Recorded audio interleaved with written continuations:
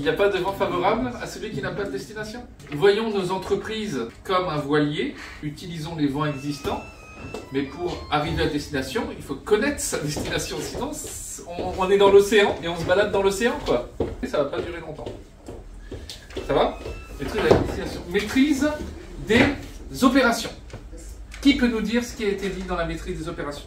Maîtrise des opérations, facilitons à nos clients l'accès à nos produits et services. Et ensuite, maîtrise du temps. Le temps, c'est la seule ressource qui n'est pas renouvelable, pas duplicable, pas transférable. Niche marketing, c'est ce qui va se passer aujourd'hui. Ça marche? C'est quoi la définition du marketing pour vous? Je vais vous faire la définition pour le marketing, c'est communiquer et éduquer. Et la communication, c'est la réponse que l'on obtient. La niche, c'est pas de guerre sur les prix.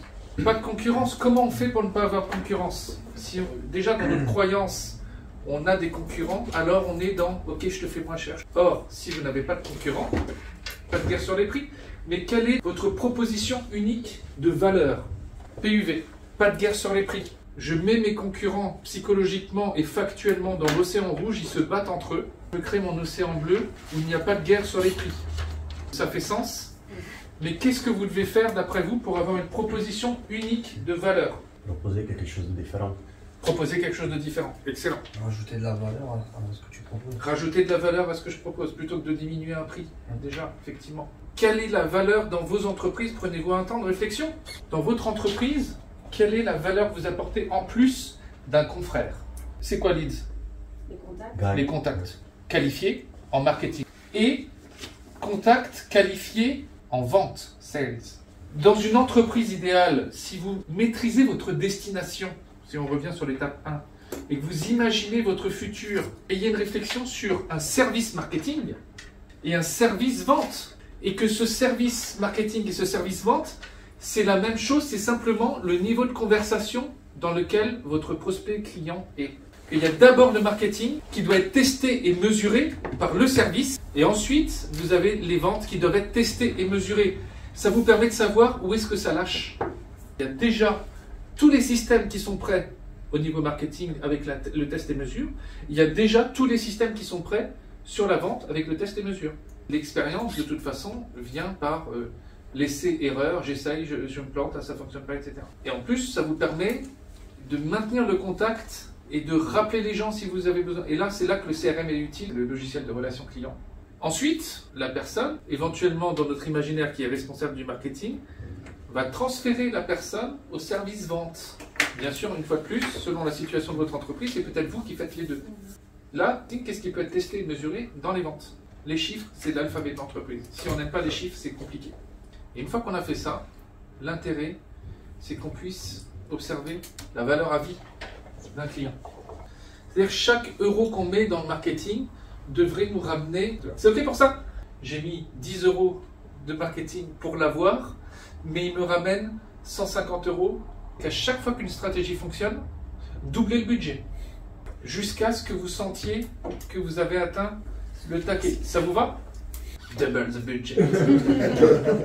OK? Valeur à vie. Je pense que si vous mettez vraiment un effort sur tester et mesurer ce qui fonctionne en marketing, en vente, tester et mesurer le niveau d'investissement que vous devez mettre sur la stratégie maîtresse chez vous, celle qui fonctionne le mieux, et que vous doublez le budget sur cette stratégie dès maintenant, ça devrait vous ramener. Quelle garantie pourriez-vous imaginer pour votre entreprise et votre structure? Si vous connaissez les frustrations de vos prospects ou clients, alors vous pouvez accoler une garantie qui va répondre à cette frustration. Faites-en un document. En revanche, évidemment, il faut que cette garantie soit pertinente et vraie et juste. Et potentiellement une garantie majeure qui vous engage vous financièrement. Donc les garanties pour augmenter votre taux de... Yes! Pour ça, on a un outil qui est sympa chez nous, que vous connaissez aussi, mais qui est bien de rationaliser les 5 leviers. Okay, en chiffres. Donc 4000, on augmente de 10%, on est à combien? 4400. Ou 440, ou 44. Si vous étiez à 40, ça va? Et du coup, tu augmentes juste de 10% les personnes, le nombre de personnes, ou aussi le pourcentage du coup, finalement? Ici? Ouais. Alors, chaque ligne va être augmentée de 10%. Vous verrez qu'à la fin, ça vous fera un chiffre d'affaires augmenté de 46% et un profit augmenté de 61%. Parce que c'est exponentiel. On augmente, là, on va augmenter chacun de 10%. D'accord. Augmentons, donc 4400. Si on augmente 25% de 10%, ça fait combien? 35. Non. Pas Non. de 10%. 27,5. 27,5. non, Oui, on n'augmente pas le pourcentage. Donc 27,5. J'ai compris que c'est moi qui bosse finalement. Non, mais non. Ça va, vous avez Bien la sûr, suite? bien sûr. Ok, alors on va le faire.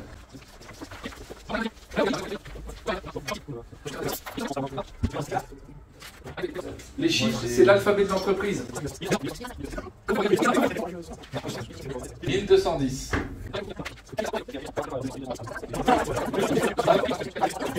La bonne nouvelle, c'est que on est dans le n'est-ce pas intéressant. On n'est pas dans le je sais, on s'en fiche de ça.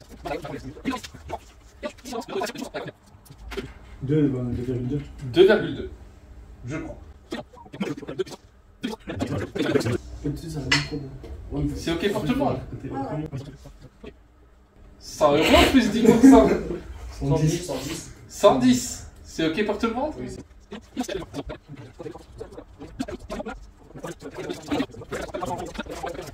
Qu'est-ce que vous feriez avec 30 000 € en plus? Là, évidemment, les chiffres ne sont pas les mêmes chez vous. Faites l'exercice avec vos chiffres. Testez et mesurez dès maintenant comment vous pouvez fonctionner. Sachant qu'ici, vous avez 91 stratégies pour augmenter vos contacts de 10% à votre disposition. Ici, vous avez 72 stratégies pour augmenter le taux de conversion. Ici, vous avez 80 stratégies pour augmenter le nombre de transactions avec vos clients, vos acheteurs. Ici, 75 stratégies, vous avez compris le fonctionnement pour augmenter votre panier moyen de vente. Et vous avez 65 stratégies pour augmenter votre marge. Ils viennent d'où ces chiffres? C'est quoi les stratégies? Mais c'est nos stratégies, mais qui sont à disposition. Avec plaisir d'ailleurs. Travaillons ce qu'on appelle la discipline. On doit être discipliné par rapport à ça et être en apprentissage. Maintenant, donc là on a augmenté de 10%, chacun des leviers. Qu'est-ce qui se passe si on augmente de 100%? C'est exponentiel. Ouais. C'est vrai. Bon, t'as pas envie de faire le calcul, c'est ce que t'es en train de me dire. Si j'augmente 4000 de 100%, 200 ou 100%? de 100%. Bah 8000. 1,6 million de profit en augmentant de 100%. Là, on est en train de rêver parce que c'est compliqué d'augmenter chacun des leviers de 100%. Mais augmenter de 10%, vous pensez que c'est faisable? Chacun des leviers? Magnifique. Bien joué. Donc, c'est l'échelle de la fidélité. Qui est suspect dans votre entreprise? Chez vous? Tout le monde chez vous. Nous, on fait du B2B essentiellement. On fait que les entreprises. Donc, tout le monde est suspect, si vous voulez. Et donc, pour pouvoir faire en sorte qu'ils deviennent prospects, ici, c'est la notoriété et le Marketing. le marketing, la niche marketing, du marketing MQL, Marketing Qualified Leads, donc des contacts qualifiés en marketing, ils commencent à basculer vers SQL, Sales Qualified Leads, c'est-à-dire qu'ils commencent à devenir acheteurs.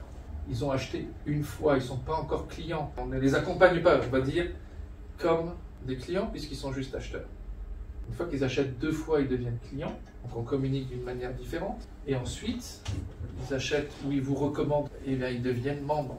Et puis ensuite, ils deviennent ambassadeurs. Ils commencent à devenir femmes inconditionnelles de votre entreprise. Parce que vous leur apportez un autre discours et ils ont des avantages supplémentaires.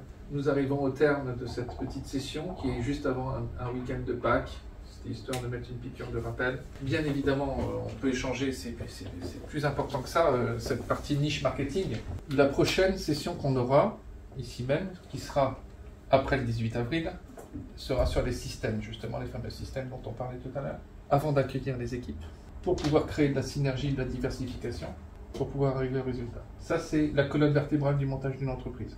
Ici, on est sur combler les trous de la baignoire pour ouvrir le robinet de la niche marketing, pour pouvoir commencer à mettre des systèmes en place, pour que les équipes viennent sur les systèmes et vous apportent de la liberté, plus de liberté, pour qu'ensuite la diversification arrive potentiellement. C'est long, hein, bien sûr, je le dis simplement, mais vous puissiez obtenir vraiment une liberté totale. Voilà le montage idéal d'une entreprise. Sinon, j'ai ce qu'on appelle un job.